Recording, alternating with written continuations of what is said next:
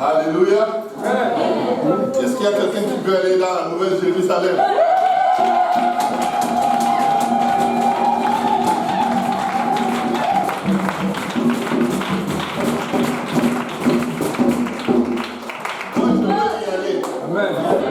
Moi, je veux y aller.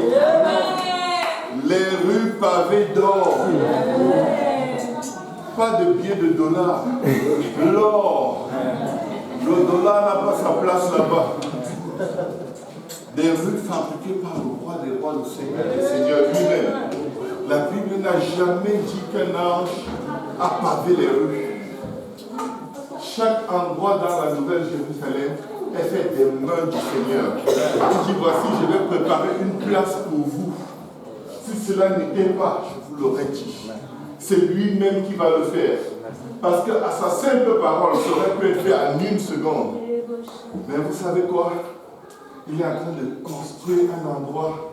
Il est en train de mettre une tuile d'or transparent où le frère Cédric va mettre son pied.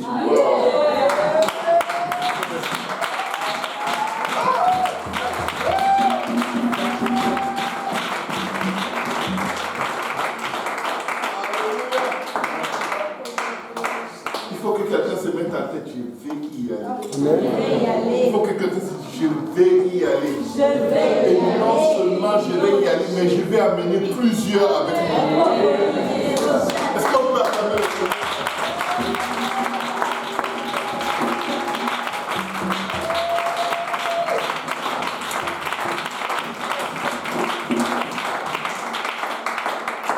Vous croyez que vous savez danser? Mais dans la Nouvelle Jérusalem, il n'y aura pas de plus grand danseur que vous. Vous allez tellement bien danser que vous allez toujours sentir, il n'y a personne comme moi ici. Et chacun va dire, il n'y a personne comme moi ici. Et ce sera vrai. Parce que Dieu ne compare personne avec personne. Amen. Tu es une pièce unique dans les mains du Seigneur. Il t'aime d'une façon unique. Il nous aime tous. Amen. Il a de l'amour pour nous tous. Mais l'amour qu'il a pour toi n'est pas comme l'amour qu'il a pour moi. Moi, je crois qu'il m'aime plus.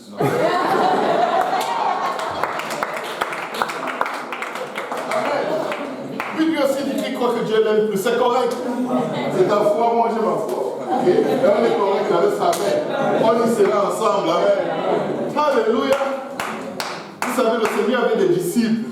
Mais Jean qui était toujours couché sur la poitrine du Seigneur, sur son cœur, la Bible dit le disciple que le Seigneur aimait.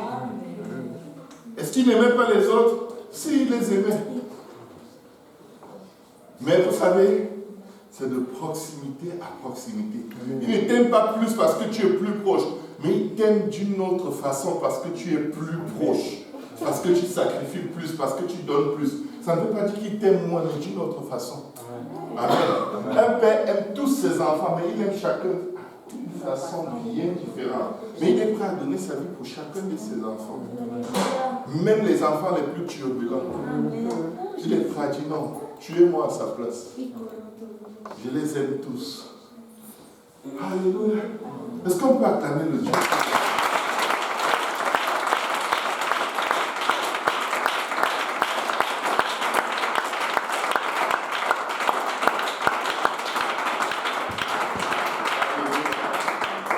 Merci à tous et à toutes d'être là.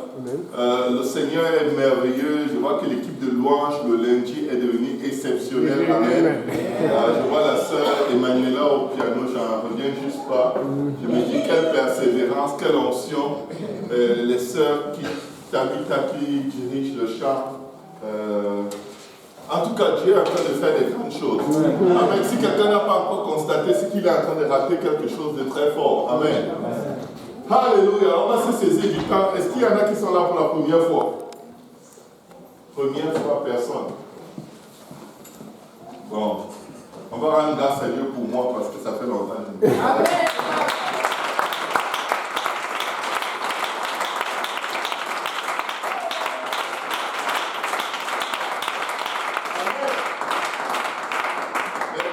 Même moi je dois m'aimer. Hein?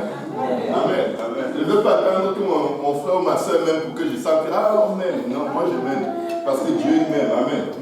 Si Dieu me détestait, je serais dans les trous. Amen. Amen. Nous allons sans plus tarder aller dans la parole du Seigneur.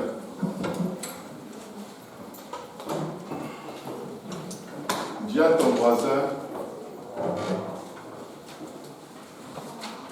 il va guérir parce que Dieu a besoin de lui.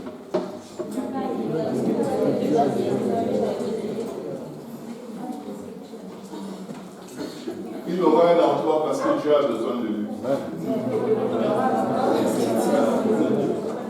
Il va se marier ou elle va se marier parce que Dieu a besoin de lui. Oh, mon frère, ma soeur, vous allez voir quelque chose de très fort dans la parole de Dieu. Dieu ne fait rien pour rien. Amen. Jamais. Mais si Dieu est dans le besoin, oublie ça. Tu peux être possédé comme le démoniaque de Gadara. Dieu va te délivrer. Dès que tu te mets à un endroit où Dieu peut avoir besoin de toi, Dieu a tes problèmes, bye bye. Parce que vous n'allez plus pouvoir m'arrêter. Dieu a besoin de moi. Il va vous dégager au nom de Jésus. Amen. Amen. Dieu va le faire parce qu'il a besoin de lui. Dieu va le faire parce qu'il a besoin d'aide. Amen. Amen. Élevons nos voix et prions. Père, dans le nom de Jésus.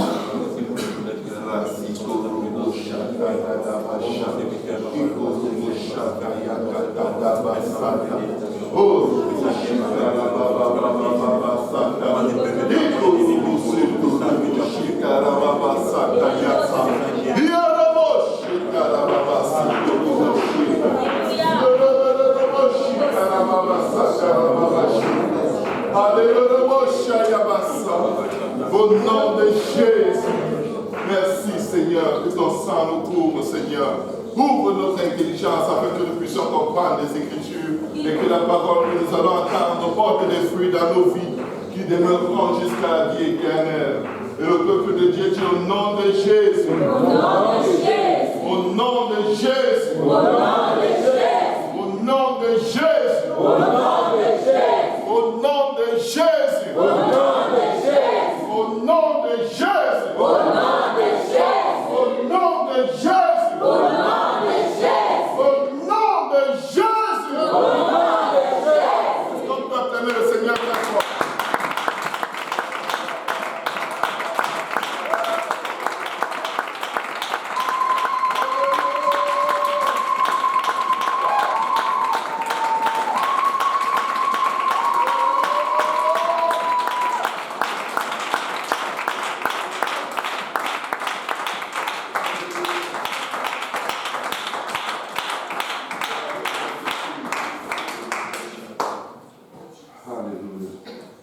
Nous allons aller dans la parole de Dieu.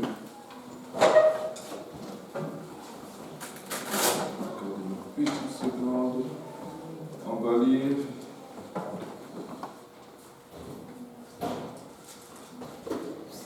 dans le livre de Matthieu 18, verset 19. La Bible dit, je vous dis encore que Jésus te dit que Amen. Amen. Si deux d'entre vous s'accordent sur la terre pour demander une chose quelconque,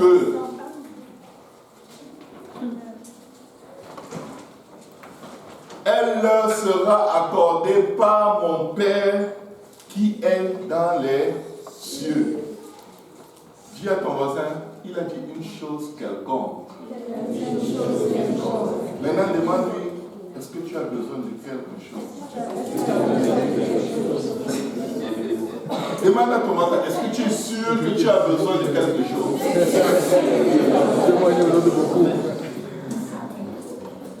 Amen. Acclamons le Seigneur alors.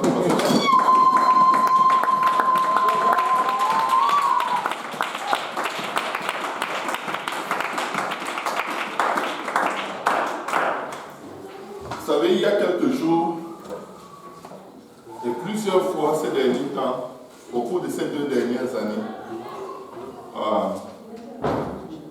j'ai prié avec mon épouse et avec elle quelques frères et sœurs, demandant à Dieu de faire quelque chose de particulier pour moi. Depuis que Dieu m'a montré comment les dettes, les crédits, tout ça sont détestables. Quand j'avais perdu ma Jetta il y a plus de 2 ans, j'ai décidé que je n'achèterais plus une voiture à crédit. Je me disais que Dieu peut me donner une voiture sans dette, sans que je dépense un sou. Mais ce matin, j'ai eu une Jetta. Alléluia.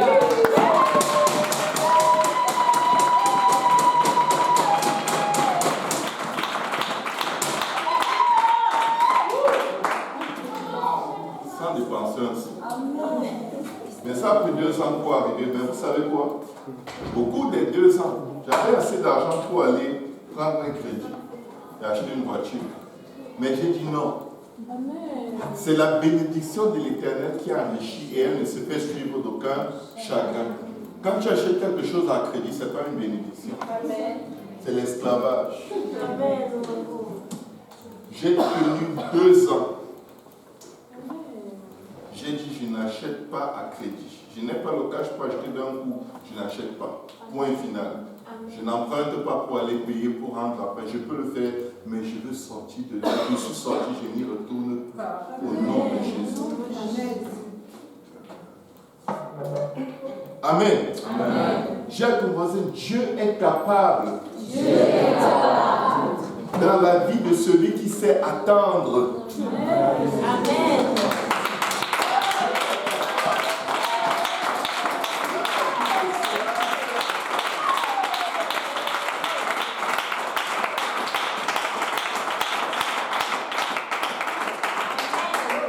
Les enfants de Dieu gaspillent leur vie. Ils sont toujours entre la porte du séjour des morts et la porte de l'enfer. Parce qu'ils veulent ce qu'ils veulent hier. Amen. Seigneur, je veux ça hier. Dieu te regarde et voit que tu n'es pas prêt. Ton cœur n'est pas au bon endroit, tu ne peux pas recevoir. Si il te le donne, Satan va récupérer ça en 1 seconde et tu risques de te suicider. Tu es stressé tellement tu veux ce que tu veux. Je vais vous dire une chose, quand nous désirons quelque chose, au fond, ça nous stresse, ce n'est pas de Dieu. C'est de l'obsession. C'est charnel, c'est démoniaque. Tu es dans la volonté de Satan. Amen. Parce que c'est l'intention de Dieu de te le donner. Amen. Ce n'est pas que Dieu, il faut que tu sois stressé, que tu jeûnes 40 jours pour que ça se fasse. Écoute bien, le jeûne ne force pas la main de Dieu. Amen. Le jeûne pousse ta foi à un niveau supérieur. Des fois, dès que tu as fini de jeûner, Dieu ne le fait pas, tu enlèves ton cœur de là. Parce que ta confiance en Dieu a grandi. Tu sais que si c'était le jeûne que ça prenait, il me l'aurait donné des plus. C'est pas ça, ce n'est juste pas le temps. Tu arrives à un autre niveau de compréhension. Mais il y en a qui arrivent là-bas, qui deviennent encore pire. Ils jeûnent, ça ne marche pas, ils changent de technique de jeûne. Jeûne sec. Parce qu'il s'est dit, j'ai jeûné, mais je sentais que j'avais un peu de force. C'est sûr que c'est pour ça que Dieu n'a pas répondu. Dieu est comme, oh non. Là, il dit, je vais jeûner à sec, sans manger ni boire. Il entre à sec, à la fin, rien. Il s'est dit, c'est parce que pendant que je jeûnais, je parlais avec les gens. Je vais m'isoler. Je recommence un 3e jeûne.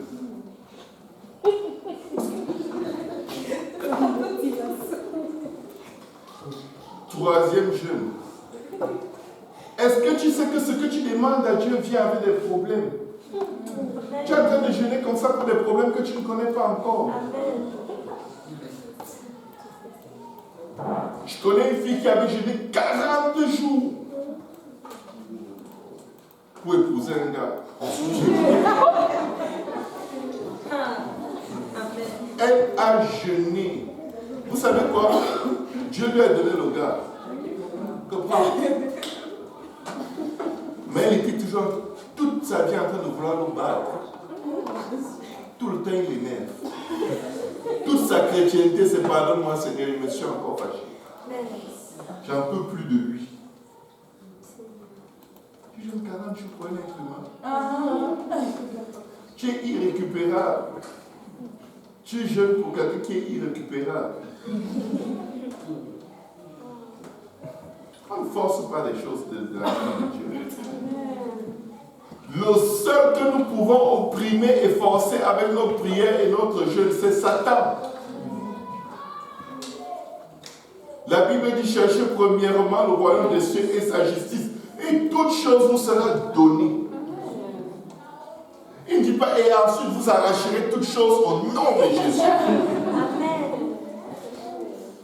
Tu te sanctifies parce que tu veux qu'au moment où tu pries, qu'il n'y ait aucun problème. Jusqu'à ce que tu obtiennes ce que tu auras, ce que tu cherches, et après tu retournes dans ta poubelle. De toute façon, j'ai déjà eu ce que je voulais, je n'ai plus besoin d'être dans la sainteté. Oh oui. Vous savez, c'est ce qu'on appelle des chrétiens occultes. C'est vrai. Vous savez, quand vous allez chez les marabouts, ils te disent ne mange pas. Ne salue personne avec ta main droite. Et là, tu sais que tu vas finir par saluer quelqu'un, tu mets un plâtre sur ta main. Pendant 3 semaines, ta main jeûne des salutations. Dès que les 3 semaines passent, tu enlèves le plâtre, tu salues tout ce qui bouge. Parce que tu le faisais pour obtenir quelque chose. Dieu veut des gens qui l'aiment et qui aiment à confiance. Tu aimes Dieu, tu auras confiance. Si au cours de ces 2 années où j'ai attendu, j'ai acheté une voiture, elle allait m'envoyer au garage tout le temps. J'allais l'avoir achetée avec ma force, la force de mes mains, qui n'est pas la provision de Dieu. Mais j'allais voir de toutes les couleurs. Parce qu'il n'y a pas plus que être dans la volonté de Dieu. Ou tu es dans la volonté de Dieu, ou tu n'es pas dans la volonté de Dieu. Amen. Tu ne peux pas être dans la volonté de Dieu à moitié. Amen. Ou c'est ce que Dieu veut, ou ce n'est pas ce qu'il veut. Amen. Mais à celui qui sait attendre, à celui qui, en plus de la piété, a la patience et le contentement,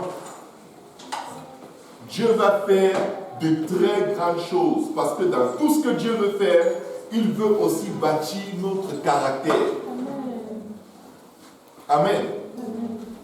Il y a des millionnaires ici, mais qui vivent à l'aide sociale. Oui. Si le gouvernement leur refuse de leur donner leur petite pitance, au cours du mois, ils vont s'évanouir tellement ils vont paniquer. Comment je vais faire payer mon loyer? Mais ils sont nés pour être millionnaires. Sauf que la gestion d'argent est tellement mauvaise que si Dieu leur remet des millions dans l'état où ils sont là, je crois que la prochaine fois qu'on va les voir, c'est le jour où on va dire et finalement il mourut dans un accident de voiture tellement il faisait la fête à cause des millions. Et on est venu donc à son enterrement. C'était un bon chrétien. C'était quelqu'un qui aimait Dieu. Jusqu'au jour où le diable mit des millions entre ses mains. Ce n'était pas le diable qui avait mis. Amen. Toute bénédiction, toute bonne chose vient du Père qui est dans les cieux.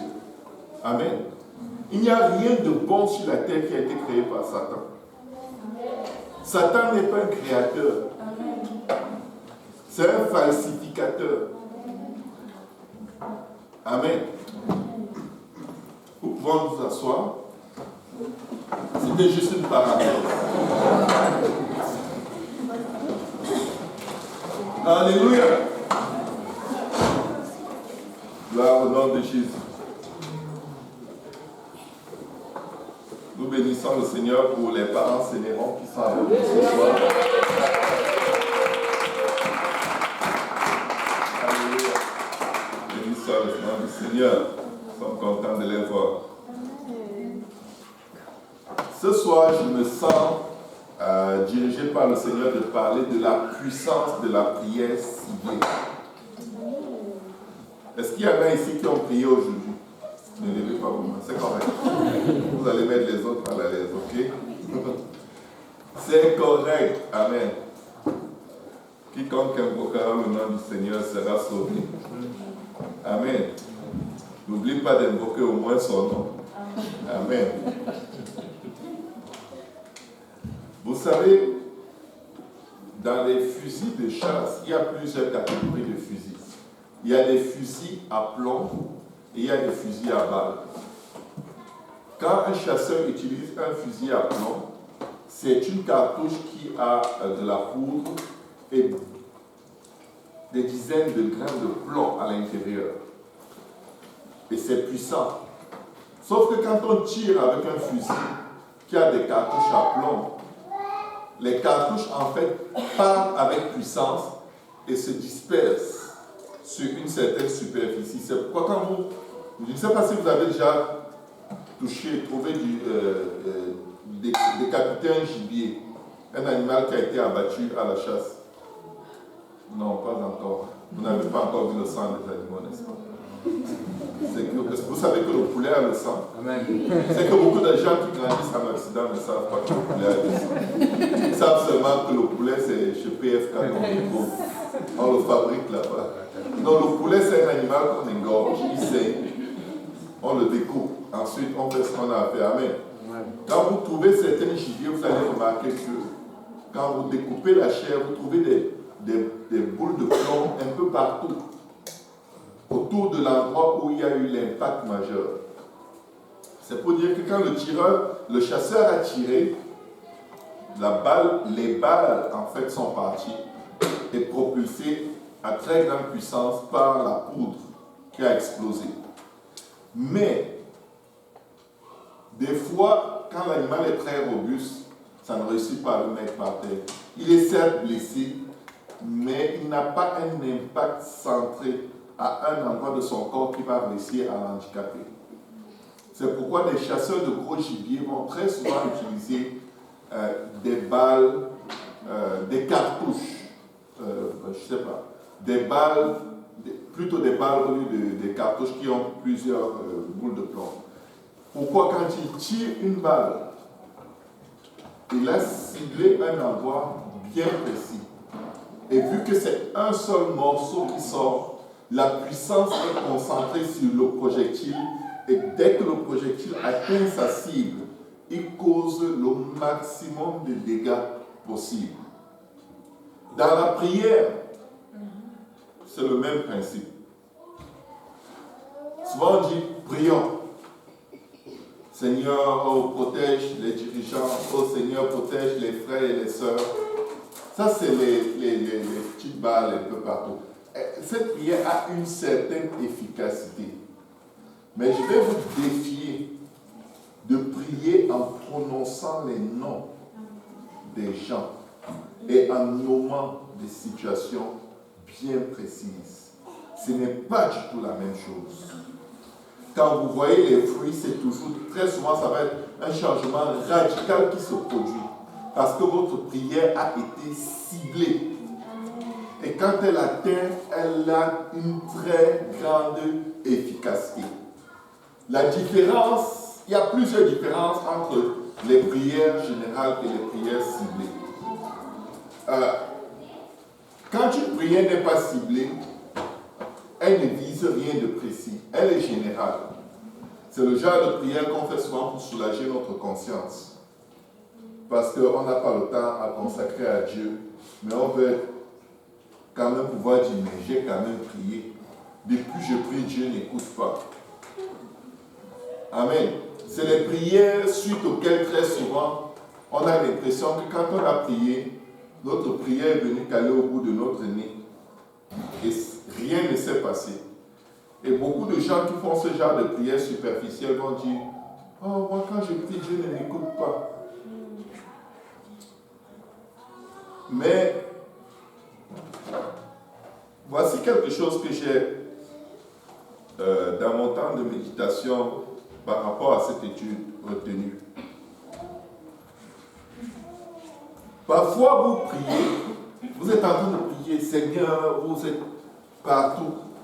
Vous constatez qu'à un moment, votre pensée n'a rien à voir avec la prière qui sort de votre bouche.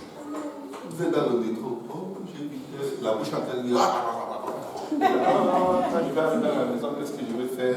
Oh, la facture d'électricité. Seigneur, passe sur la facture d'électricité. Après, entre ce qui sort de votre bouche et votre intelligence, il y a une déconnexion radicale. Amen.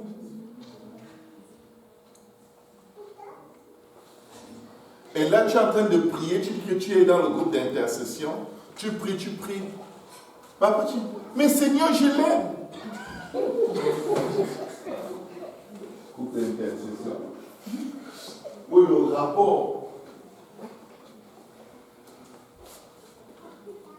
C'est comme un décalage total qui se produit.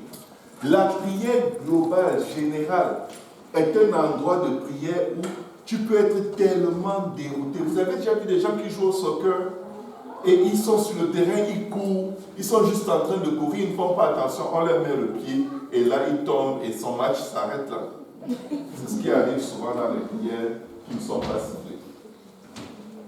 Quand tu pries, qu'est-ce que tu as dans la tête? Où sont tes pensées? Qu'est-ce que tu veux?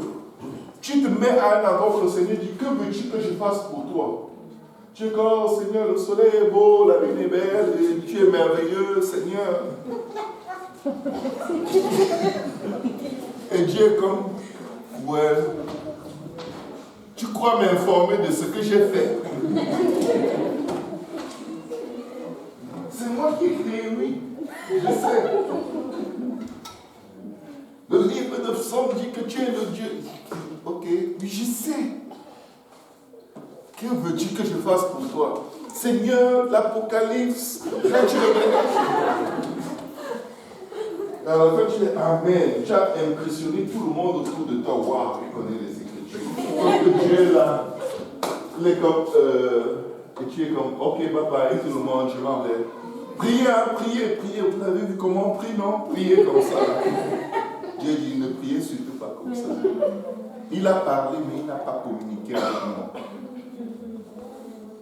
Jésus vient demander à l'homme qui était près de la piscine, que veux-tu que je fasse pour toi?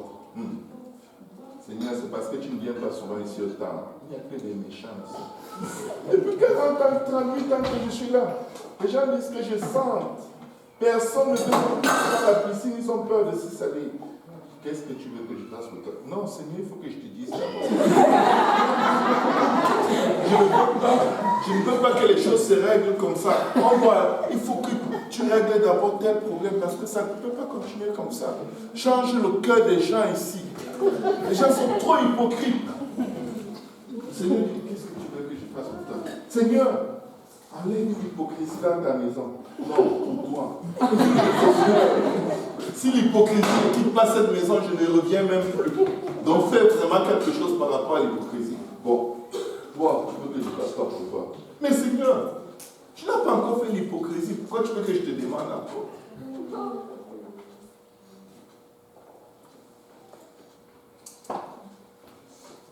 J'étais dans une église avec un frère.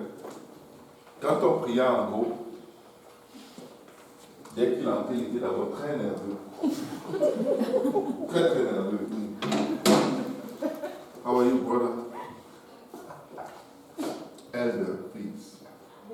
C'est-à-dire, il voulait que tu l'appelles ancien, pas frère. Lui, il est un ancien. Il est là-dedans depuis. Toi, tu viens d'arriver, tu l'appelles frère. Vous n'êtes pas venu. C'est pas ton problème. Tu dis elder. Ok, that's fine. God, things must change. Things must change. Les choses doivent changer. Seigneur, il faut que tu bouges, que les choses changent. Ça ne peut pas continuer comme ça ici à l'église. Ça ne marche pas, non Seigneur. Ça ne peut pas, il faut que tu changes. Il faut que tu parles aux gens qui prêchent dans cette église. Il ne veut pas dire le pasteur. Il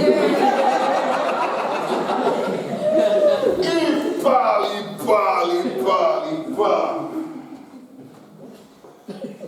Viens nous voir. Ça va? Non.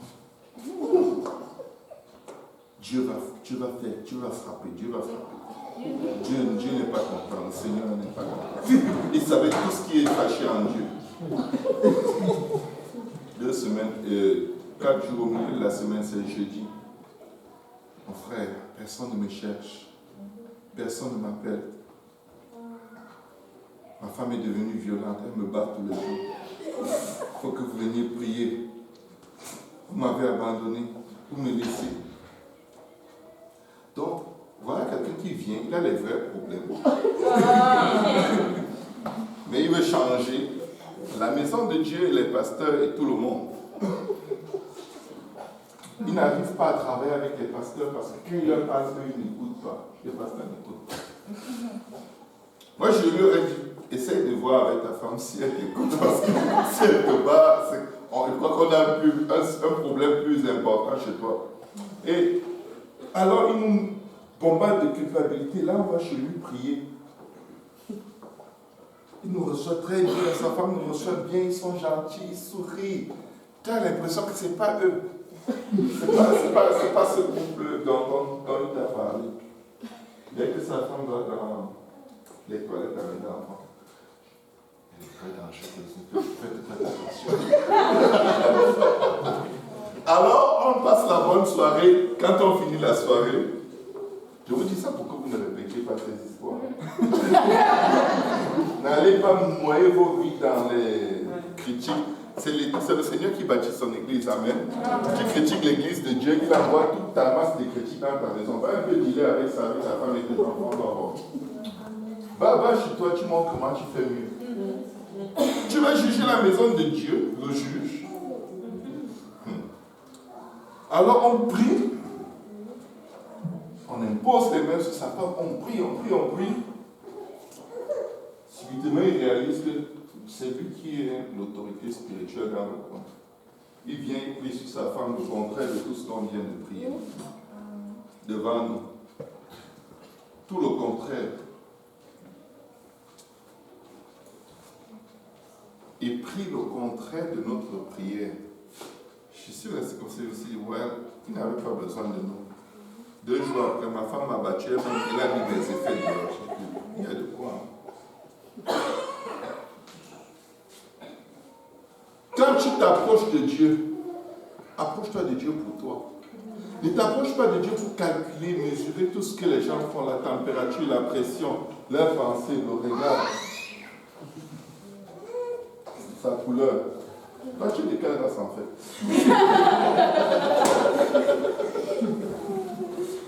Amen. Ce n'est pas ça qui importe, c'est la parole de Dieu. Que veux-tu que je fasse pour toi? Concentre ta prière sur le dessein de Dieu pour ta vie d'abord. Et pendant que Dieu accomplit ses desseins pour ta vie, il va peut-être t'utiliser s'il veut. De toute façon, si Dieu accomplit parfaitement ses desseins pour ta vie va porter des fruits automatiquement. Parfois, les gens supplient Dieu, Seigneur, utilise-moi. Mets juste ta vie au bon endroit. Que votre lumière brille et que le monde voit. Fais juste briller ta lumière. Fais juste ta part. C'est-à-dire, crie à Dieu pour qu'il crée en toi un cœur pur, qu'il renouvelle en toi un esprit bien disposé. Parce que si tu vis dans la sainteté de Dieu, tu brilleras. Tu vas briller. Tu vas attirer beaucoup qui sont dans les ténèbres. Tu vas être automatiquement utilisé. Que ferait une ampoule grillée ici, là-dedans? Rien de bon. Si l'ampoule est grillée et elle passe le temps à dire utilisez-moi, on va lui dire on ne peut pas. Tu n'es pas bien là où tu es. Amen. Tu as besoin d'être réparé. Il faut que les diodes ou les fusibles ou quelque chose soit bien connecté en toi pour que automatiquement quand on t'allume, que tu sois utilisé. Et des fois nous sommes utilisés, nous ne nous en rendons même pas compte. Amen. Nous devons avoir une vie ciblée. Pourquoi est-ce que le Seigneur guérissait les malades? Est-ce que c'était pour rien? Non. Il disait, si vous ne croyez pas en moi, croyez au moins à cause des miracles que je fais. Les miracles venaient répondre à un niveau d'incrédulité lié aux traditions humaines très profond. Dieu va toujours faire un miracle parce qu'il y a quelqu'un dont le cœur est tellement dur que si Dieu ne fait pas ce miracle, la personne ne peut même pas considérer la parole de Dieu qui lui est prêchée. Et alors Dieu va créer des situations tellement radicalement dans le négatif et il va agir tellement puissamment dans le positif que si le cœur de la personne ne réagit pas en ce moment, c'est fini. Qu'est-ce qu'il disait aux Juifs? Même si vous ne croyez pas en moi, même si vous ne croyez pas en ma parole, regardez quand même les miracles. Est-ce que ça ne vous dit rien? Est-ce que vous n'avez pas l'impression que j'essaye vraiment de vous passer un message?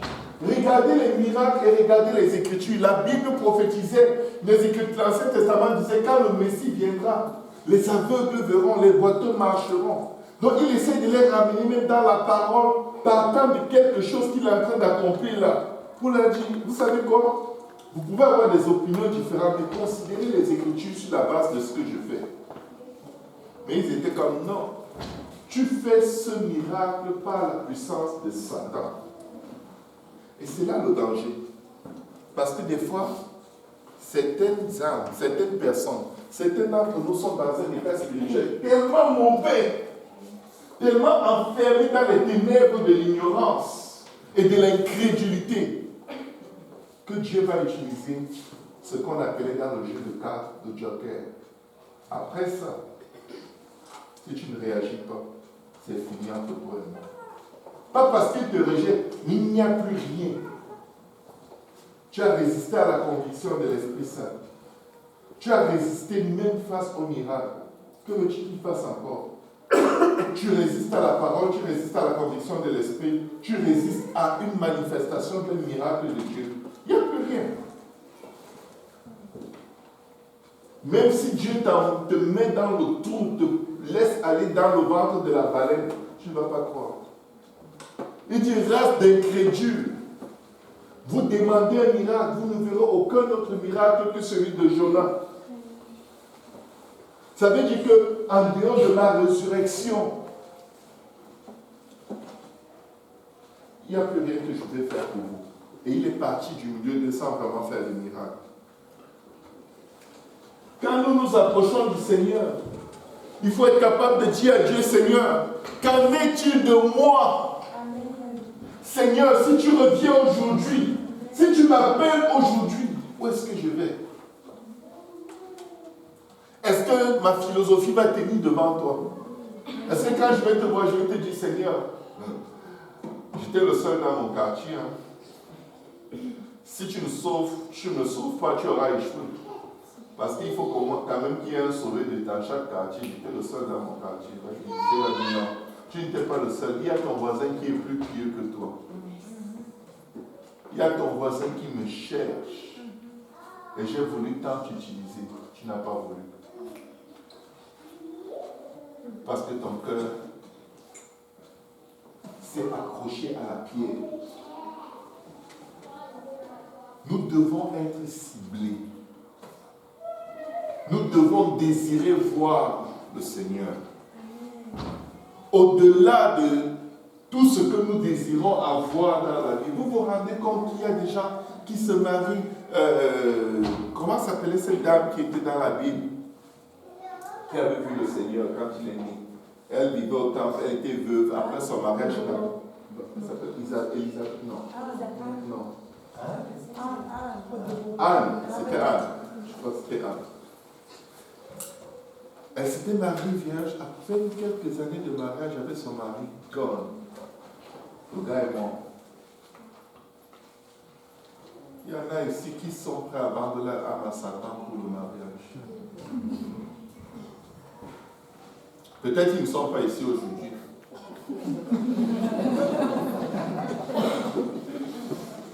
Le mariage, c'est un siège de pleurs et de grincement dedans, où ça te rapproche de Dieu, où tu vas en enfer. Je vous le dis, c'est la croix. On te cloue. Vous n'aimez pas les critiques. On te critique jusqu'à ce que tes cheveux tombent, tu les vois tomber comme ça. Et tout ce qu'on dit est vrai.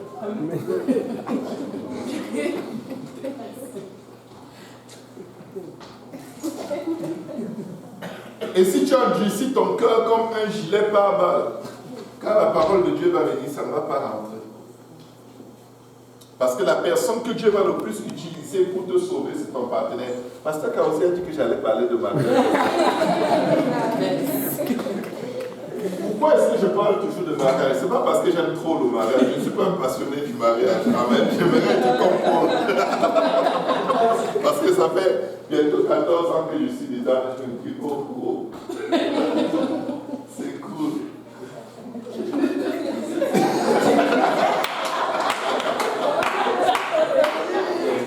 C'est à cause de l'image de Christ et de l'Église. Pour comprendre ta marche avec Dieu, tu dois toujours avoir l'époux Christ, l'Église. Quand tu te révèles à ton mari, là, tu te dis, est-ce que c'est comme ça que l'Église peut se révéler à Christ? Si c'était dans l'Ancien Testament, tu aurais été viré tout de suite. Il n'y a aucune femme révèle ici, ok? Donc je peux parler comme ça.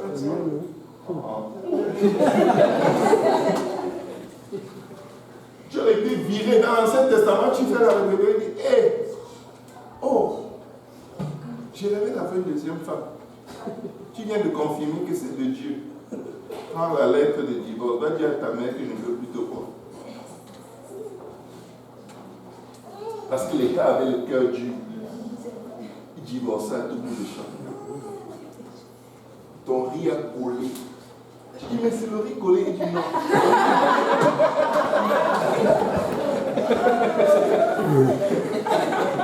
Tu peux rentrer chez vous. Je suis portoricain, mon riz ne colle pas. Il tombe.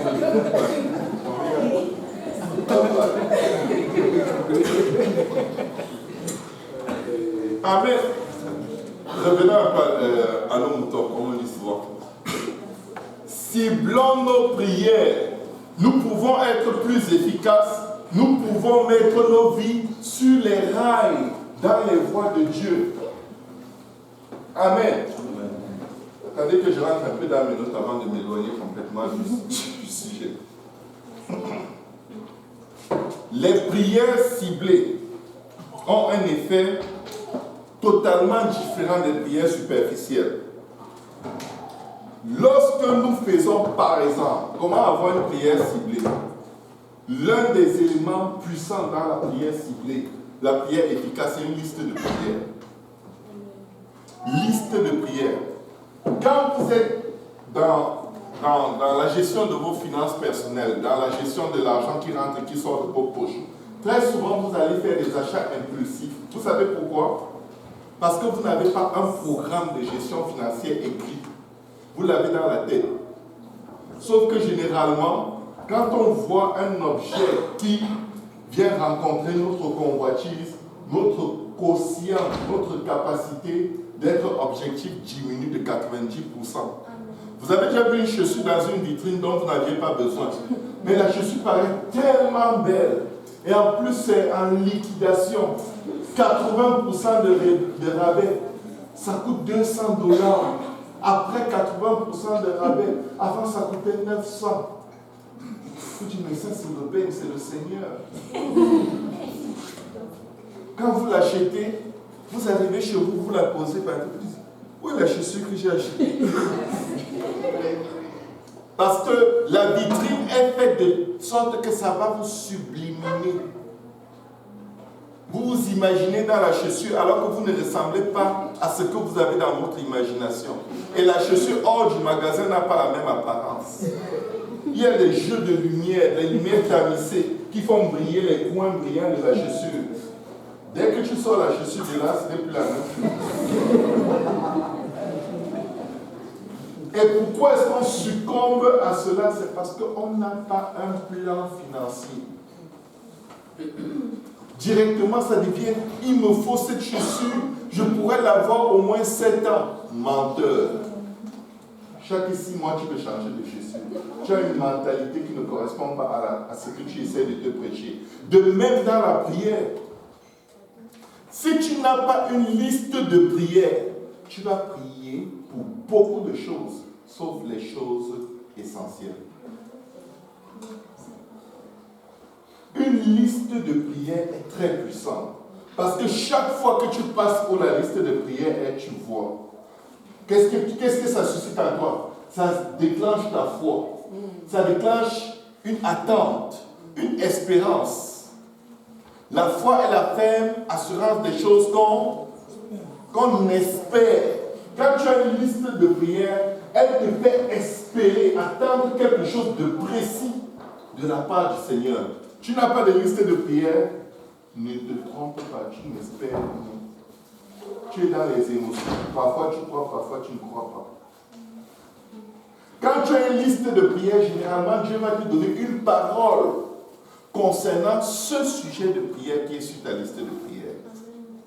Parfois, quand tu fais une liste dans laquelle tu mets les noms des gens et tu veux prier spécifiquement pour ces personnes, qu'est-ce qui arrive très souvent? Dieu te donne une parole précise pour la personne pour qui tu pries. Et dès qu'il te donne une parole, c'est une façon de te dire, en fait, il y a tel problème dans sa vie, si la personne ne met pas cela en ordre, ça ne sert à rien que tu perdes ton temps à prier pour elle. Sans liste de prière, tu vas prier pour la guérison de quelqu'un que Dieu est en train de sauver à travers une maladie. Et Dieu ne va pas répondre, tu vas être frustré. Mais si tu mets son nom sur la liste, à un moment où tu t'y attends le moins, l'Esprit de Dieu va venir te dire, tu sais en fait, j'ai sauvé cette personne du sida. Donc arrête de prier. Laisse-la dans son état. J'ai sauvé cette personne d'une mort certaine. J'ai sauvé cette personne de telle ou telle chose.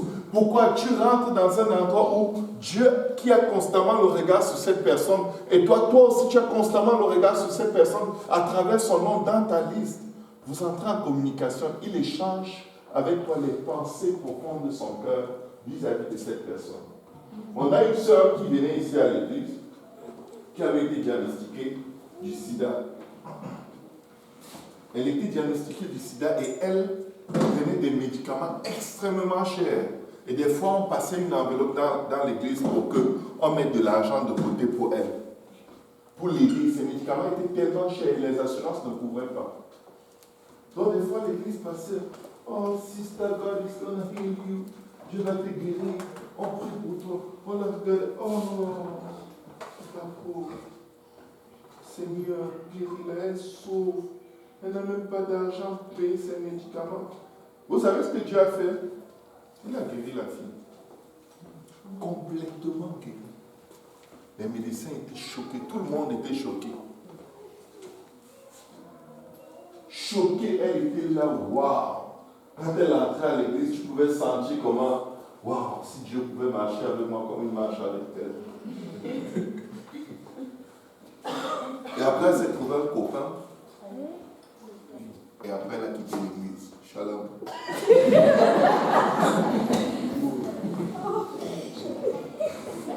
Et puis, heureusement que je ne l'avais pas cotisé. Lui, là, il était trop pauvre pour mettre même $2 dans l'enveloppe. Ça c'est correct. Quand tu fais la liste de prières, ça t'évite d'entrer dans les alliances avec les gabaronites.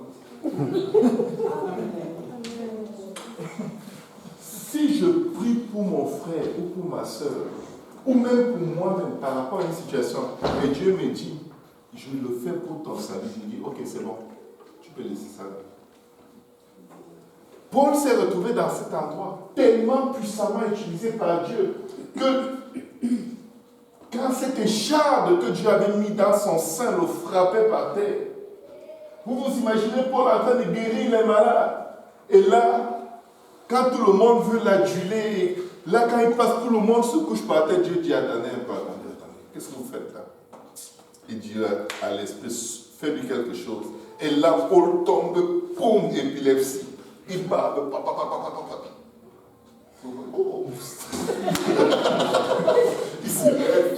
sabbat, il va s'asseoir, on vient le ventiler, Luc vient lui dire, ça va aller, prends un peu de persil contre la douleur.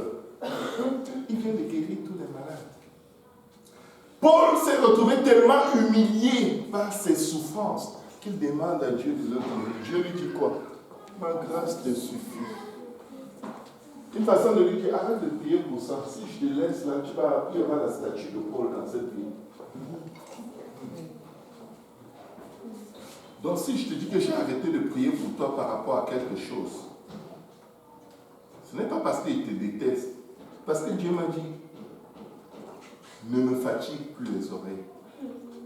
J'ai ordonné cela dans sa vie pour le sauver ou la sauver. Vous savez pourquoi beaucoup de gens ne guérissent pas? Dieu n'a pas l'intention de les guérir. Peut-être pas maintenant. Peut-être même jamais. Mais maintenant, Dieu qui sonde les cœurs et les reins, il sait. Et il veut amener parfois chacun de nous à lui faire confiance au fond de son abîme. À un endroit où tu vas lui dire, même si tu ne me guéris pas, je vais te louer quand même. Vous savez que certaines personnes veulent certains miracles pour paraître. Tu veux ça pour qu'on dise que oui, Dieu est avec lui. Dieu dit non, je vais garder ça sur toi pour qu'on sache que je suis vraiment avec toi.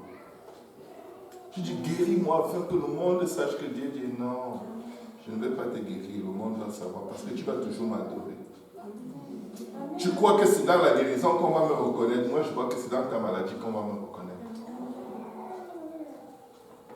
Quand tu fais la liste de prières, généralement le Seigneur enlève les sujets inutiles très rapidement.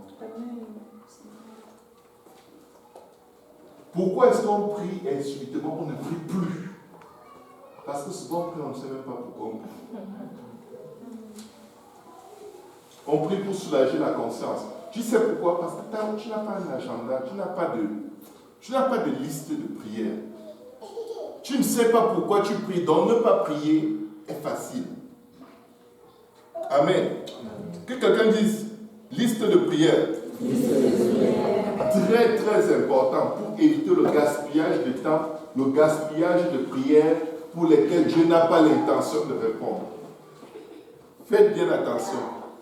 La Bible dit, bien-aimé, je désire que tu sois en bonne santé et que tu prospères à tout égard, comme prospère l'état de ton âme. Souvent, au lieu de se concentrer à prier, jeûner pour que quelqu'un guérisse, il faut se concentrer à donner la parole, nourrir la personne avec la parole de Dieu pour que son âme se rapproche de Dieu et que la guérison soit déclenchée automatiquement. Parce qu'une guérison hors du temps de Dieu peut causer la perte de l'âme de la personne. Une bénédiction, un mariage, une bénédiction financière, une bénédiction matérielle hors du temps de Dieu tue les âmes. Une autre sœur toujours de cette église, très très pieuse, vraiment versée dans le Seigneur. Le genre de personne qui est premier à être à l'église, dernier à partir, prier, jeûner, vie de prière disciplinée. Alors elle a eu un accident et suite à cet accident avec sa voiture, l'affaire est allée devant les tribunaux, elle a eu gain de cause. Elle a été dédommagée 150 000 $. C'était la fin de sa marche avec Dieu. 150 000 $. Tu sais, je fais quoi avec Dieu? Dieu c'est qui? 150 000 $. Non. Je vais faire la paix. Il a fait. Sa vie détruite. Il y a des gens dans la maison de Dieu, si tu leur donnes 100 $, c'est comme si tu leur as injecté la cocaïne.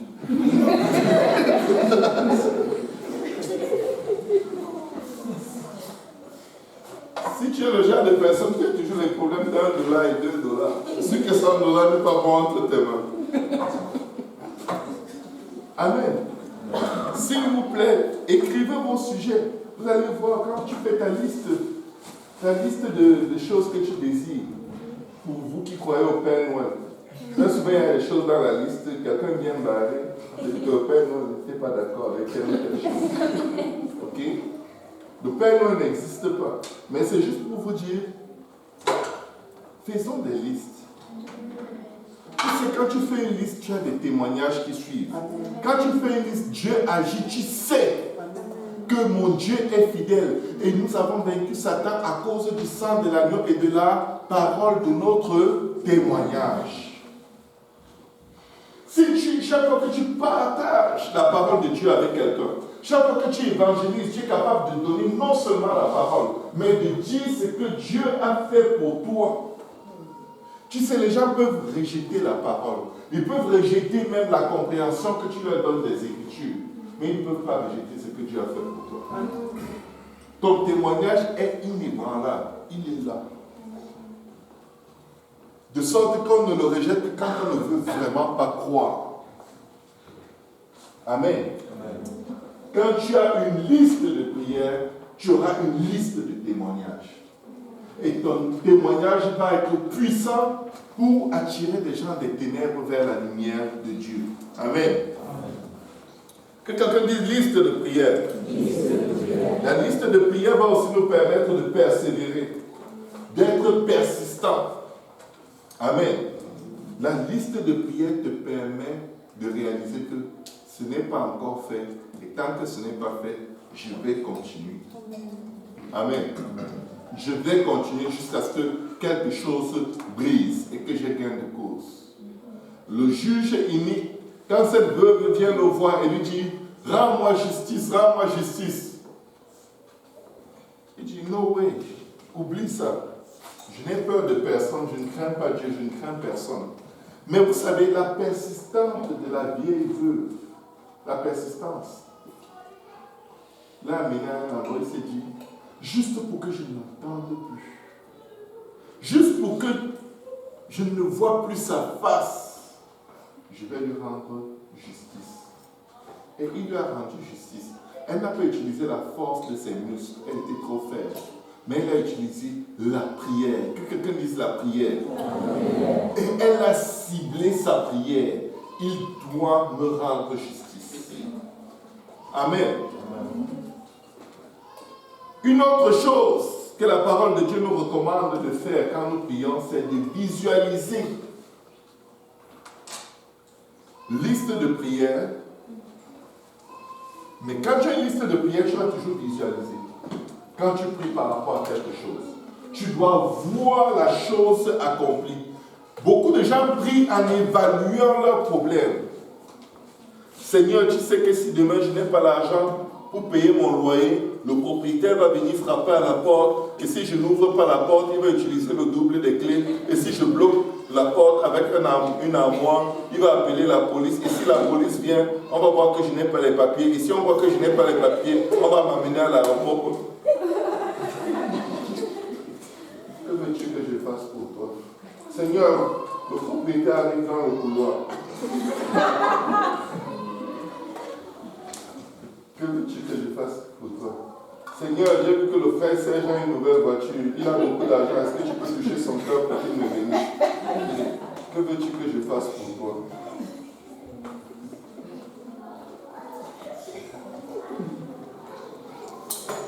Je connaissais une soeur qui avait beaucoup d'argent, avait un bon compte d'épargne.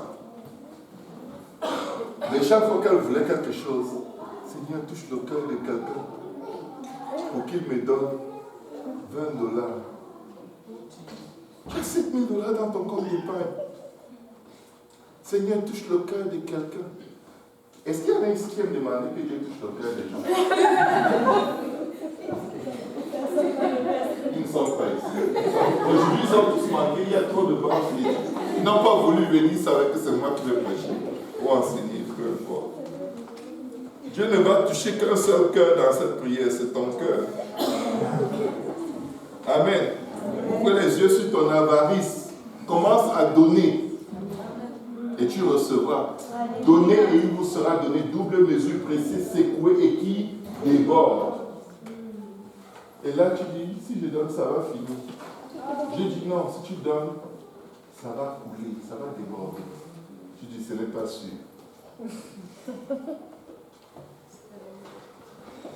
Quelle est la dernière fois où tu as donné quelque chose à quelqu'un sans rien attendre? Vous savez, quand on approche Dieu toujours avec la perspective de recevoir, Seigneur, fais ceci pour moi, Seigneur, fais cela pour moi, on ne donne jamais rien à personne. Ou quand on donne à quelqu'un, on se dit, on ne sait jamais si demain il a un boulot, un bon boulot. Peut-être qu'il pourra me donner aussi. Généralement, quand on est comme ça, on est très pauvre, mentalement, spirituellement. On ne veut rien faire pour personne, on ne veut rien faire pour Dieu. Dieu devient marabout. Tu donnes $100. La Bible a dit que Dieu va te rendre au centuple. Tu dis, j'aurai $10 000 à la fin de l'année. Avant la fin de l'année, tu as $10 000 de dette.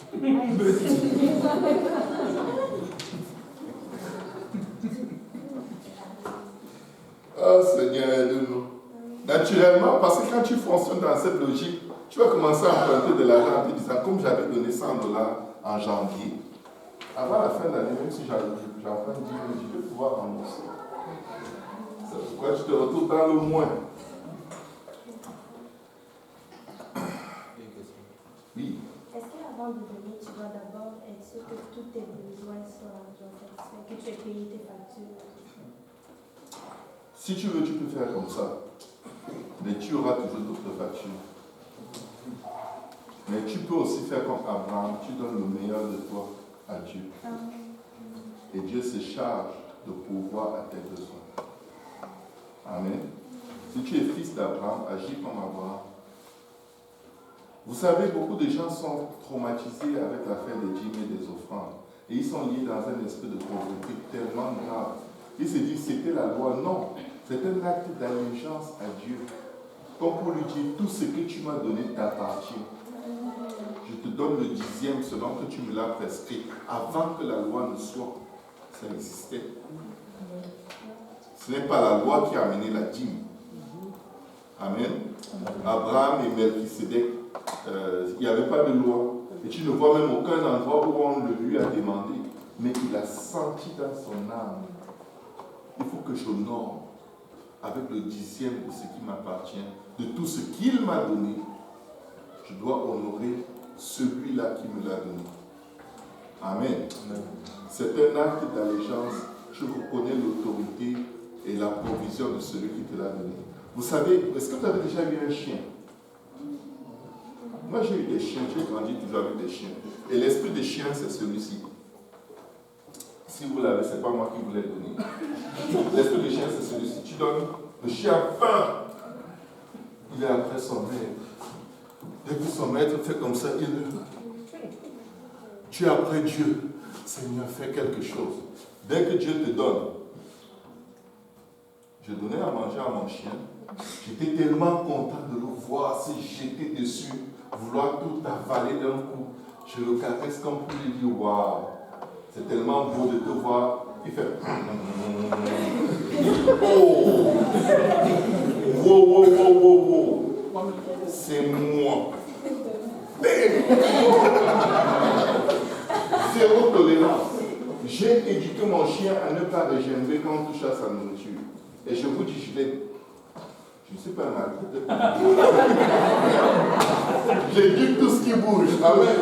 Si je laisse vivre un moustique dans ma maison, il doit respecter les règles.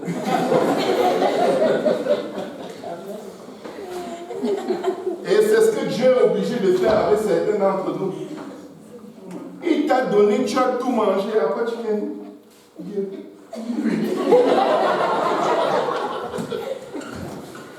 Est-ce que tu as fait quelque chose ici? Après-demain. Après-demain.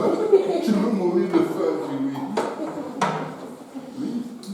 Sur la Bible, il y a une chose que je m'a montré la dernière fois, c'est que il dit que le Seigneur Jésus-Christ est sacrificateur selon l'ordre de Melchisédek.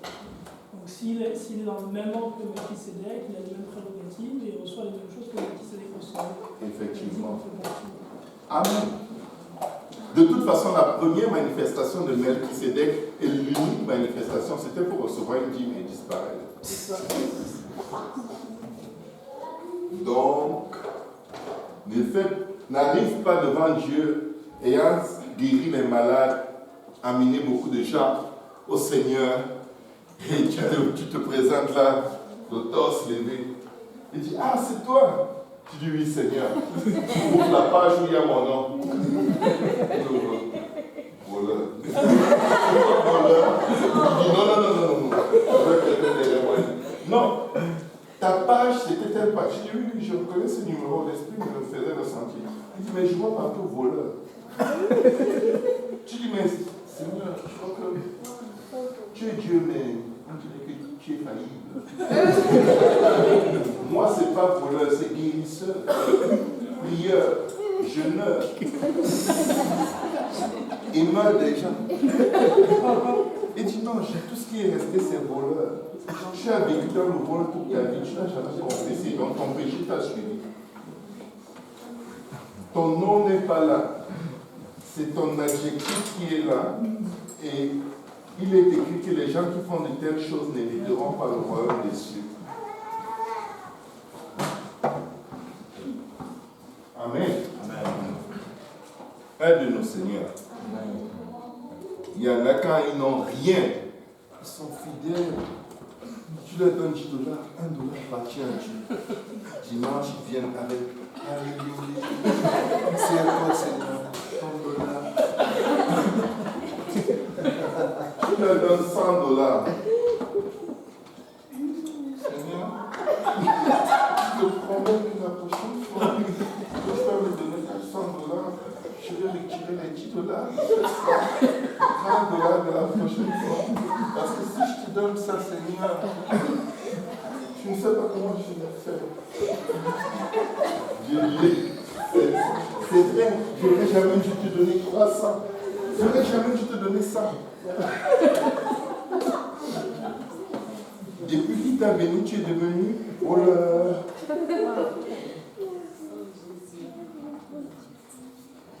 Il y en a ici qui ont déjà transpiré pour donner la dîme.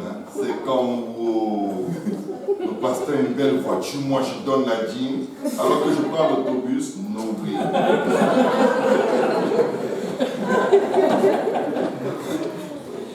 Quand nous prions de façon...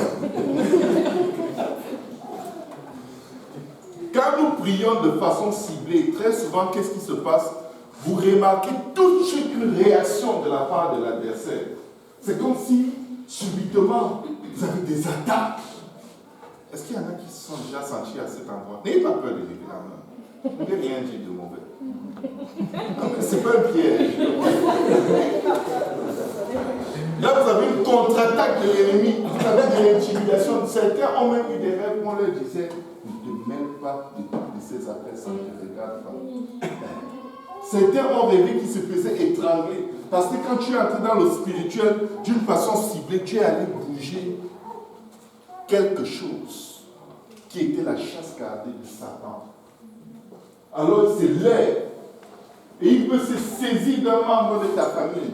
Et ce membre de la famille commence à faire des choses les plus bizarres.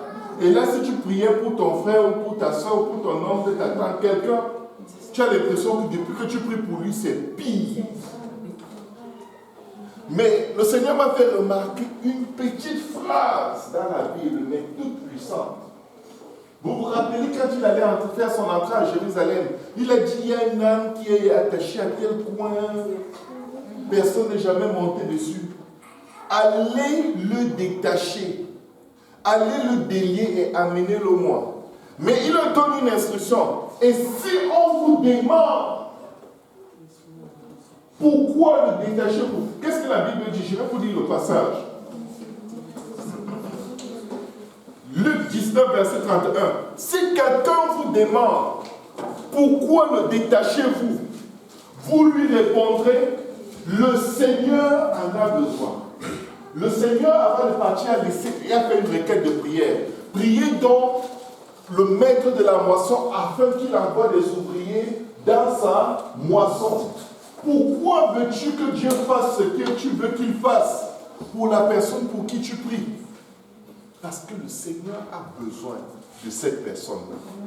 Et généralement, quand Satan nous résiste, ou il réplique, ou il nous agresse, on commence à prier en désordre. Non, non. Le Seigneur ne s'agitait pas beaucoup dans la prière. Il disait juste un mot. Il y a toujours un mot clé face à toute situation. Il y a toujours un décret, un ordre, comment dire, une ordonnance qui est écrite, qui nous donne le droit et l'autorité de libérer les captifs de leur situation. Amen. Quand tu pries pour un drogué et que le drogué commence à réagir violemment, il commence à agir sauvagement, tu dois prendre autorité en prière et dire à Satan, Satan, je t'ordonne de le libérer parce que le Seigneur a besoin de lui. Tu es en fait en train de faire la requête de prière du Seigneur qui dit, priez donc afin que le maître de la moisson envoie des ouvriers dans sa moisson. Pourquoi veux-tu libérer un captif? Le démoniaque de Gadara qui a été libéré de plus de 2000 démons. Qu'est-ce qu'il est devenu après? Il a voulu suivre le Seigneur dit non, va et raconte ce que j'ai fait pour toi. Il est devenu le plus grand évangéliste de la zone la plus démoniaque où le Seigneur a traversé pendant son ministère. Et plus tard dans les Écritures, quand le Seigneur revient dans cette ville, il y a tout un grand réveil spirituel. Donc quand tu prends autorité en prière, tu dois motiver, tu dois donner un motif à la délivrance, ou à la guérison, ou à la provision pour laquelle tu pries. Pourquoi veux-tu que Dieu te bénisse?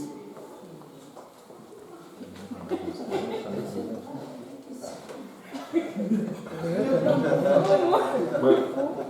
Non, tu n'es pas obligé de répondre. Je ne sais pas pourquoi je viens vers toi, mais... Pourquoi tu veux que Dieu te bénisse? En 2007-2008, quand j'ai terminé mes études de maîtrise en Allemagne, c'était pas 2007, non, 4. Je ne sais plus, quelque part là dedans. Bref. Je cherchais le travail, je ne trouvais pas. Tu sais, en Allemagne, quand tu finis les études, si dans l'espace d'un an, tu n'as pas trouvé un emploi dans ton domaine qui prend quelqu'un de ton diplôme, la prochaine destination que tu as, c'est ton pays. Il t'échappe. Alors, j'ai fini mes études, je cherchais le travail, je ne trouvais pas. Je suis allé au pays, au Cameroun, pour la première fois après 10 ans, faire un nouveau passeport. Et là, j'ai rencontré mon beau-frère, un sage, je l'appellerai. Il me demande, pourquoi tu cherches le travail? Je dis, pardon. Il me dit, mais pourquoi tu cherches un emploi? Je n'ai pas compris en fait. Je viens de finir mes études, j'ai une femme, j'ai 3 enfants. Tu me demandes pourquoi il cherche le travail. Toi, ton problème, c'est quoi? J'avais presque envie de lui poser la question. Qu'est-ce que tu veux aller où? C'est quelle philosophie? Allez, mets ça simple. Il me dit, pourquoi tu cherches le travail? Il insiste. Je lui dis, mais c'est pour nourrir ma famille, pour travailler, quoi. Il dit, tu sais quoi? Si tu connais le motif pour lequel tu cherches le travail va courir après toi. Tant que ton motif n'est pas au bon endroit, tu peux tourner en rond. Tu peux t'épuiser.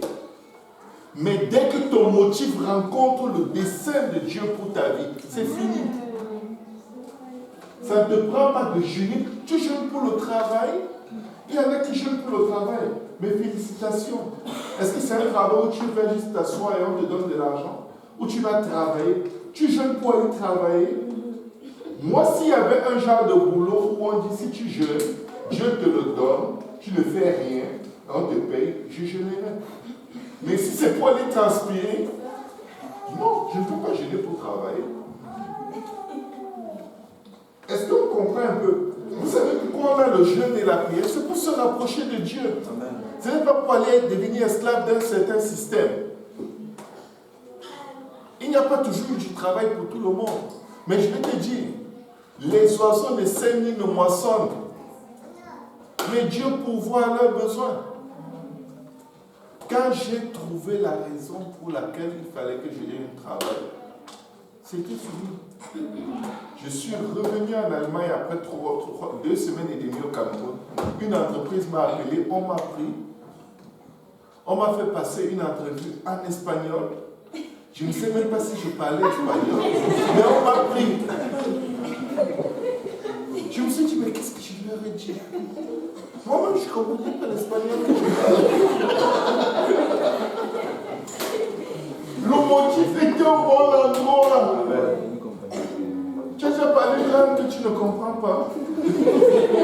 À une entrevue, on te prend, on dit, ah, c'est bon, c'est bon. Et là, tu dis, vous blaguez ou quoi? Le lundi, j'ai commencé à travailler. Et il fallait me voir avec mes premiers clients en espagnol.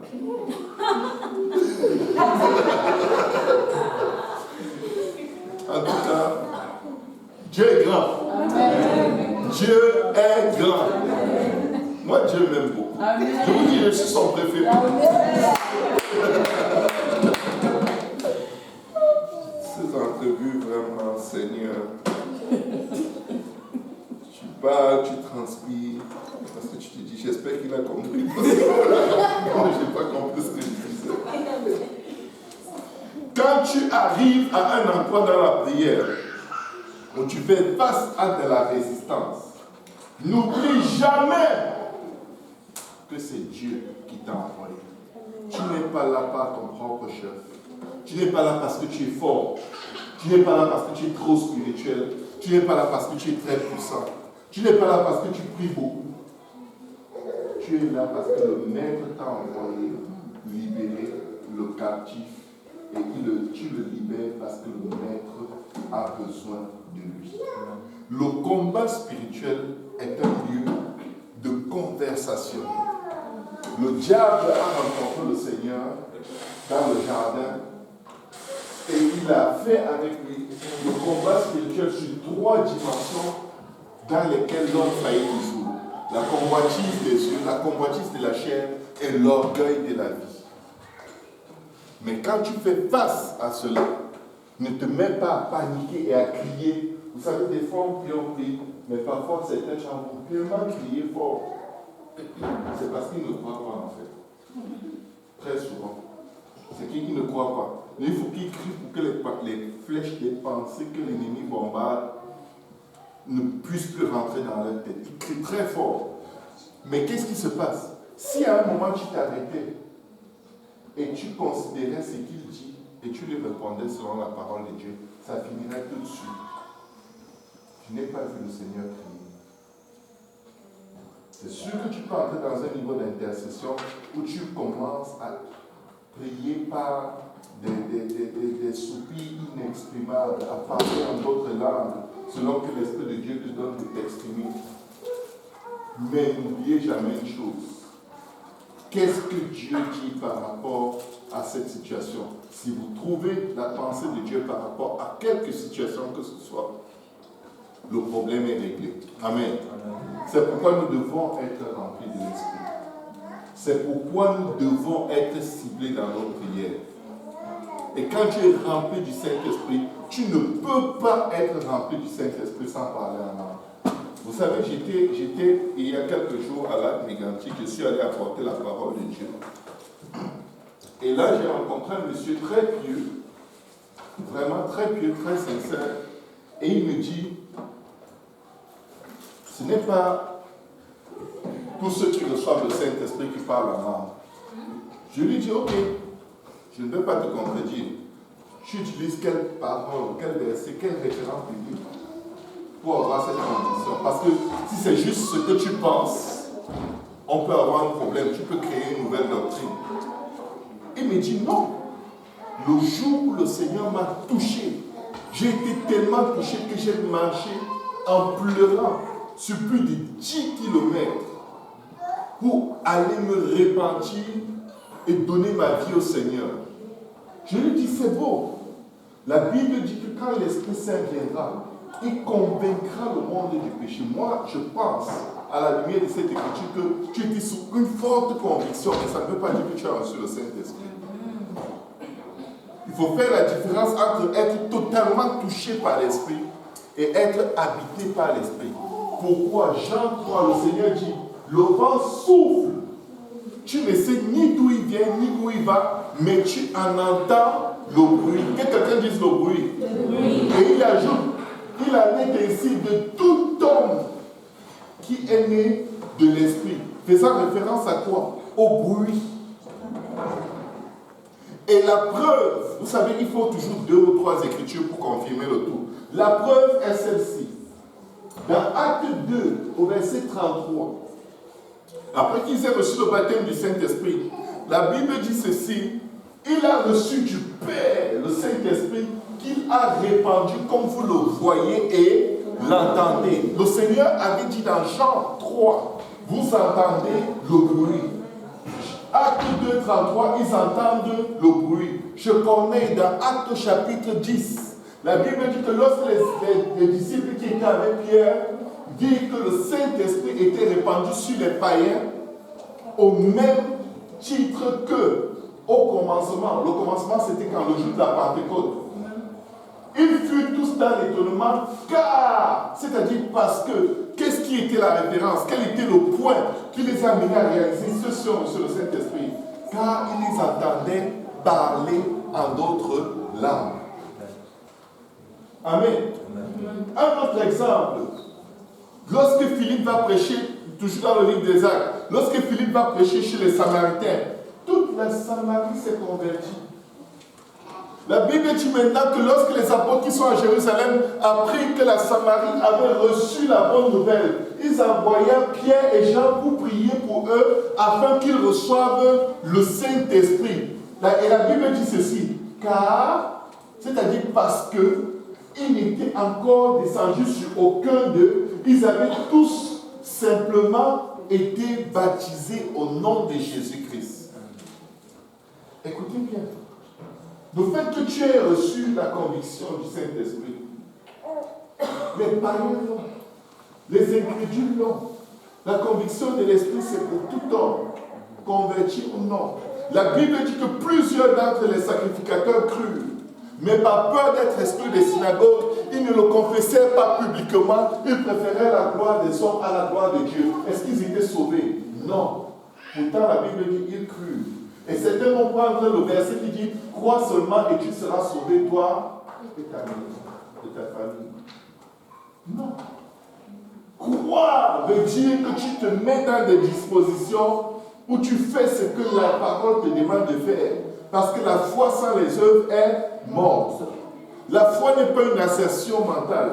Le baptême du Saint-Esprit, le Seigneur a donné des indicateurs fixes pour reconnaître si on l'a ou on ne l'a pas. Et Romains au chapitre 8 nous dit clairement, celui qui n'a pas l'esprit de Christ ne lui appartient pas. La Bible dit, si vous, hommes méchants que vous êtes capable de donner des bonnes choses à vos enfants, à combien plus forte raison votre Père qui est dans les cieux ne donnera-t-il pas le Saint-Esprit à ceux qui le lui demandent? Vous savez quoi? La plus grande déception ou la plus grande erreur ou le plus grand mensonge que l'adversaire propage dans la chrétienté, c'est le fait que ils disent aux gens, quand tu as cru, tu as reçu le Saint-Esprit.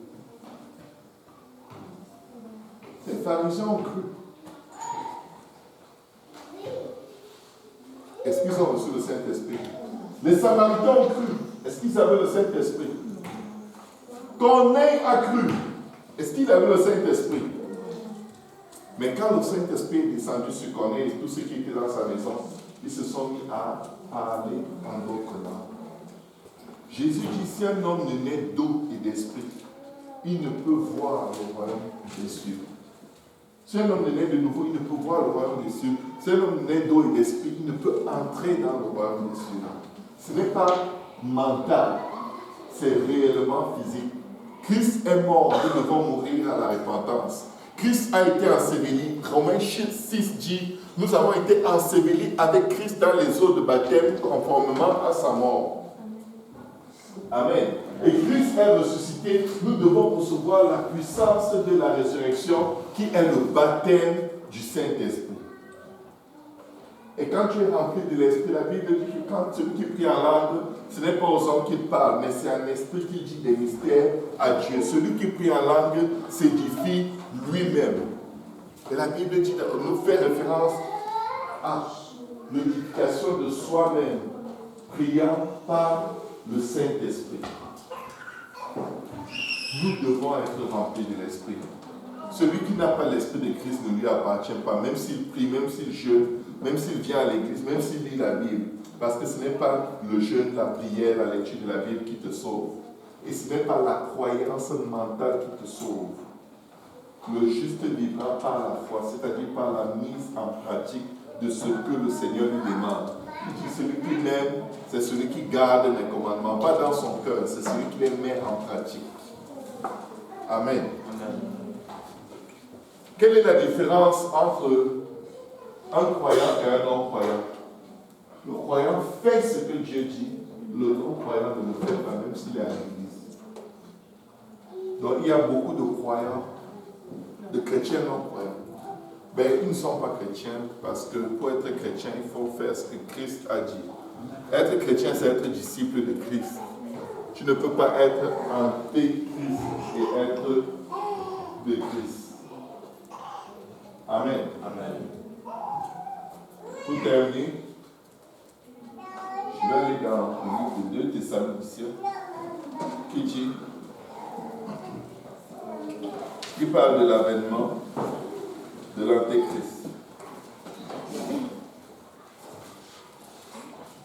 L'Antéchrist arrive. Le système de l'Antéchrist est déjà sur place. Et il y a déjà beaucoup d'Antéchrists dans le monde depuis plus de 2000 ans. Mais la Bible parle dans le livre de Révélation d'un homme qui va être littéralement habité par Satan, qui va être à la tête du gouvernement mondial, le nouvel ordre mondial. Et c'est lui que la Bible appelle l'Antéchrist. Et voici ce que la Bible dit dans 2 Thessaloniciens. Pardon?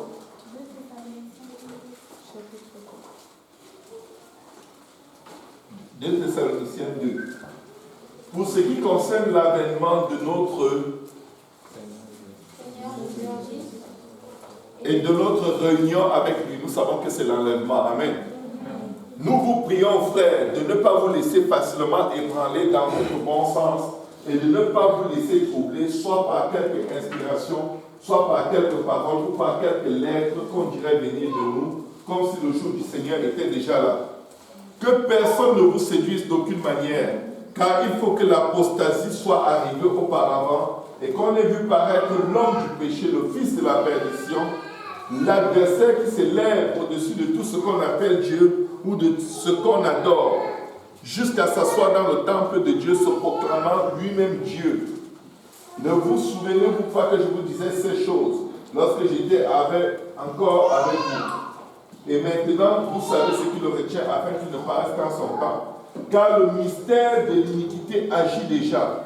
Il faut seulement que celui qui le retient encore ait disparu.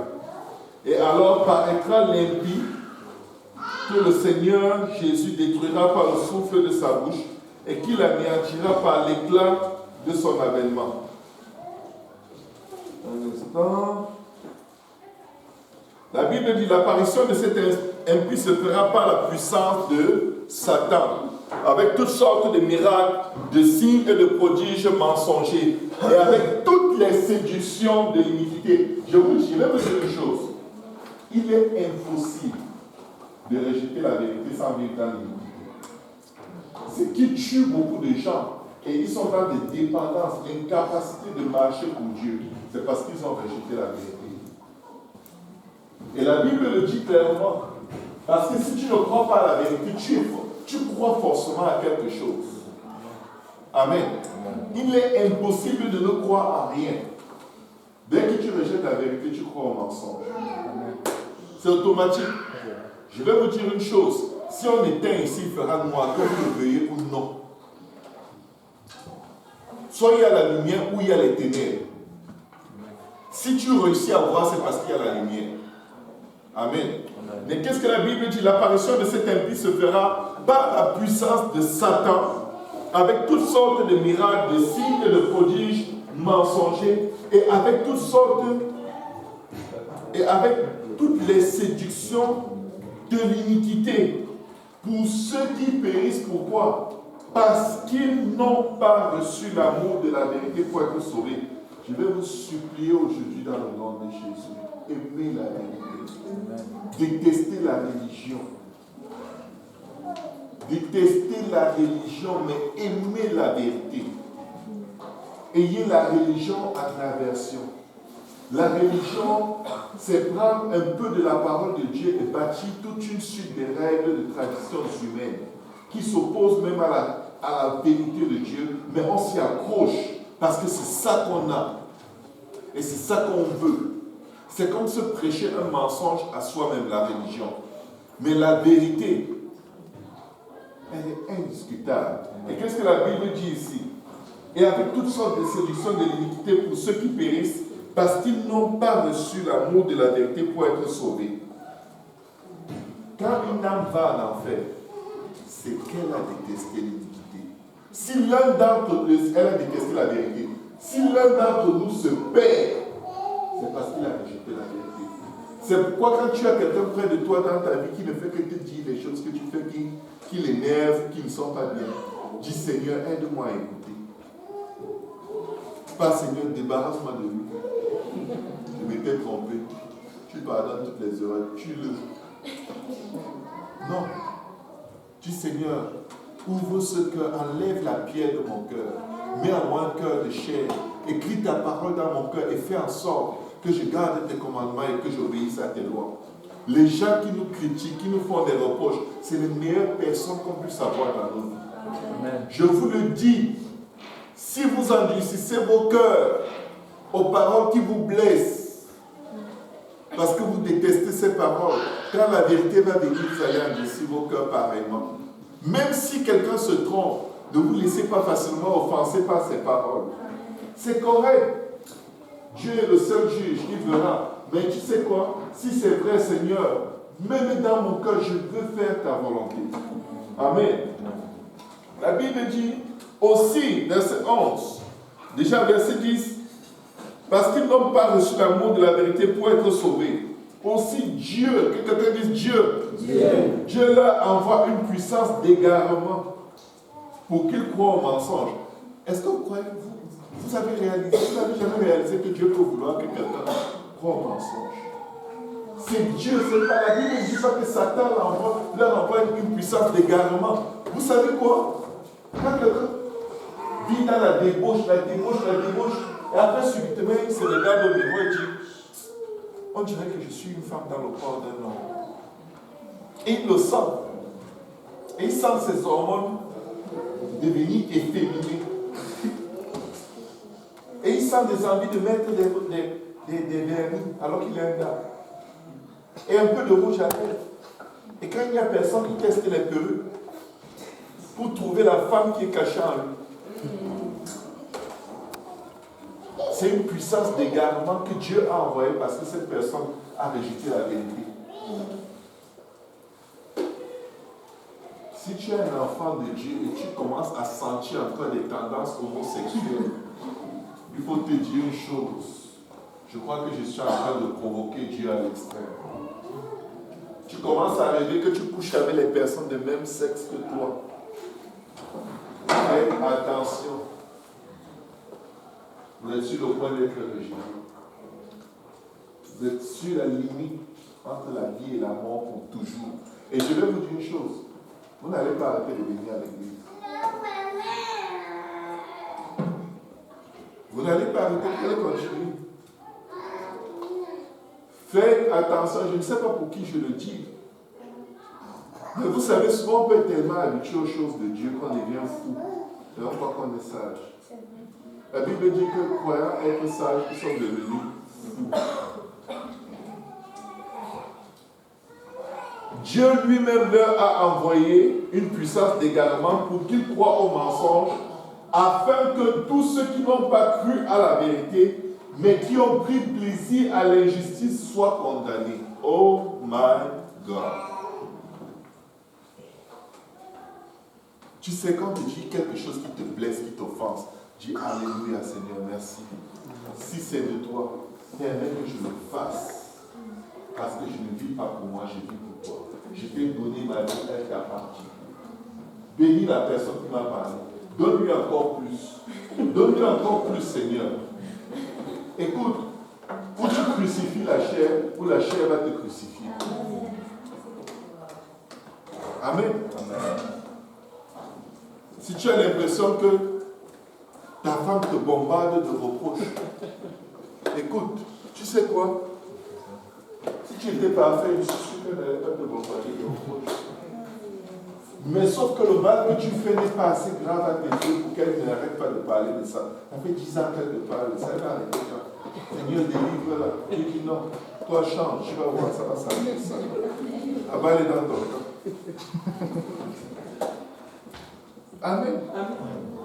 Et vice-versa. La balle est dans ton camp et c'est en train de te tuer.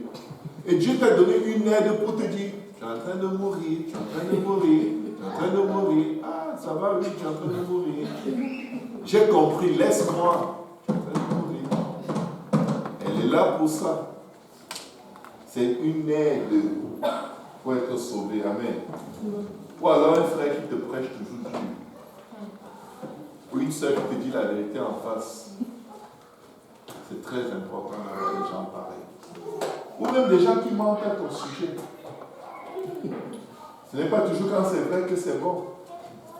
On a menti au sujet du Seigneur, il a dit quoi? Rien. Tu es disciple de Christ, ne dis rien. Tu vas gagner la patience. Parce que sans des gens qui te traitent injustement, tu ne peux pas avoir la patience. Tu es entouré de gens qui sont corrects, qui sont parfaits, qui sont gentils envers toi. Et là, tu dis, je suis patient. Dieu dit, tu es un menteur. Attends qu'on va te traiter injustement. Si on peut se lever.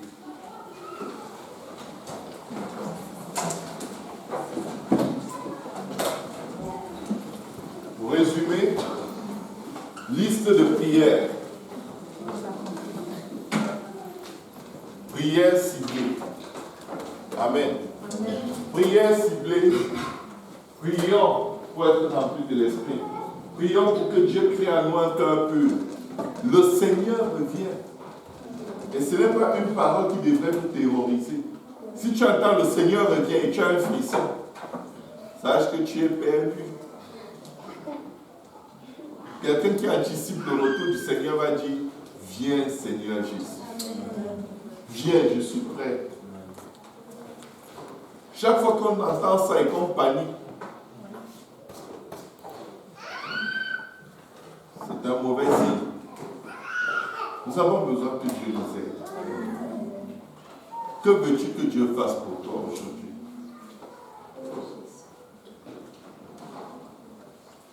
S'il te plaît, ne dis pas Seigneur, je veux qu'il m'aime. S'il te plaît. Ne dis pas, je veux qu'il change. Que veux-tu que Dieu fasse pour toi? Pour toi-même. Que veux-tu que Dieu fasse pour toi? La Bible dit que si 2 ou 3 s'accordent pour demander quoi que ce soit en mon nom, le Seigneur dit que notre Père qui est dans les cieux le fera. Est-ce que tu peux prier avec la personne qui est près de toi en ce moment? Si c'est approprié, tu n'es pas obligé, mais je t'encourage. Parce que Dieu veut qu'on s'accorde là. Ce n'est pas une option. Amen.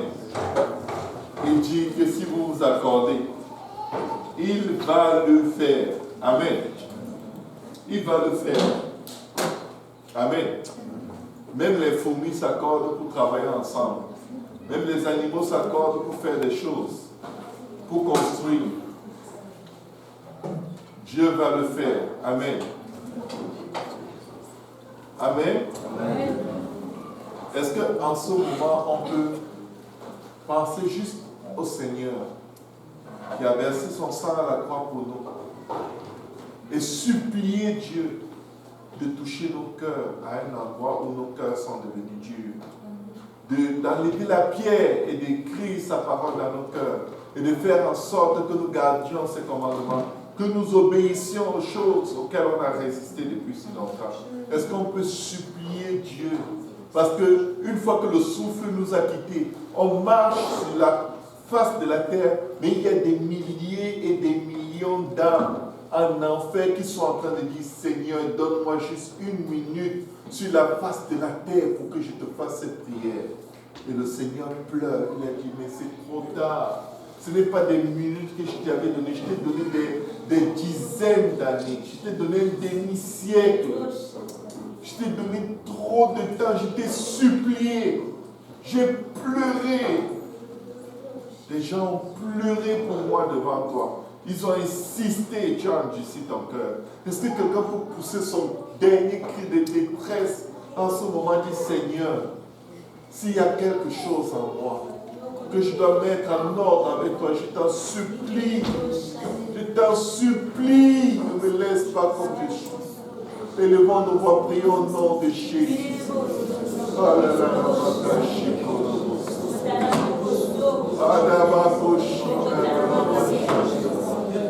Oh, Babo Koshita Yandoro Soto.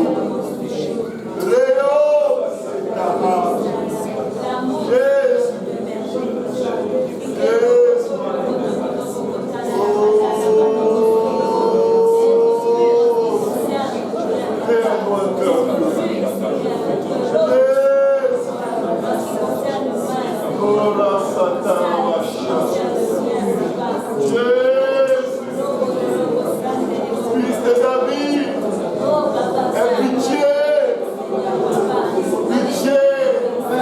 Enlève la pierre, Jésus. Enlève